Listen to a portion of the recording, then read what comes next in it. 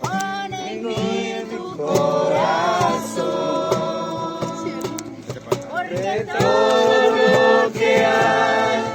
dentro de mí necesita ser cambiado, Señor, porque todo